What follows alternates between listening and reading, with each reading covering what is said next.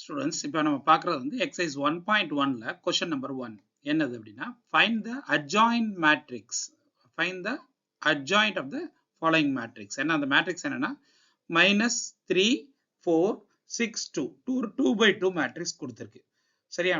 இப்போ அந்த 2 by 2 மேட்ரிக்ஸை நம்ம என்ன கொடுத்துருக்க மேட்ரிக்ஸை adjoint மேட்ரிக்ஸ் கண்டுபிடிக்கணும். சரி, என்ன adjoint மேட்ரிக்ஸ் எப்படி கண்டுபிடிக்கிறது அப்படின்னு பார்க்கலாம். ஃபர்ஸ்ட் நம்ம கொடுத்துருக்கிற மேட்ரிக்ஸை ஏன்னு எடுத்துக்கலாம்.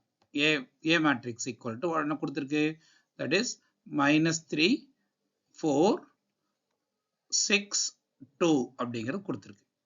ரைட், இதுக்கு adjoint கண்டுபிடிக்கிறதுக்கு முதல்ல என்ன பண்ணணும் அப்படின்னா கொடுத்திருக்கிற மேட்ரிக்ஸ்ல adjoint of A is equal to கொடுத்திருக்கிற மேட்ரிக்ஸ்ல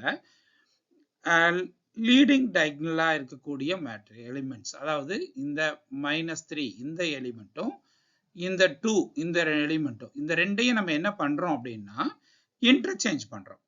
இன்டர்சேஞ்ச் பண்ணும்போது நமக்கு என்ன கிடைக்குது, இங்க 2 -3. ரைட்டா? ரைட், இதை வந்து லீடிங் டயகனல் சொல்றோம்.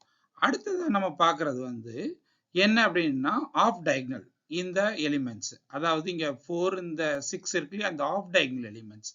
இந்த எலிமெண்ட்ஸை என்ன பண்ணணும் அப்படின்னா சைன் சேஞ்ச் பண்ணணும். சைன் சேஞ்ச் பண்ணி அப்படியே போட்டா போறோம். இப்போ சைன் சேஞ்ச் பண்ணும்போது நமக்கு 4ங்கிறது என்ன ஆயிடும், -4 ஆயிடும். இங்க 6ங்கிறது -6 ஆயிடும். இதுதான் கொடுத்திருக்கிற மேட்ரிக்ஸோட அட்ஜாயின்ட் மேட்ரிக்ஸ்.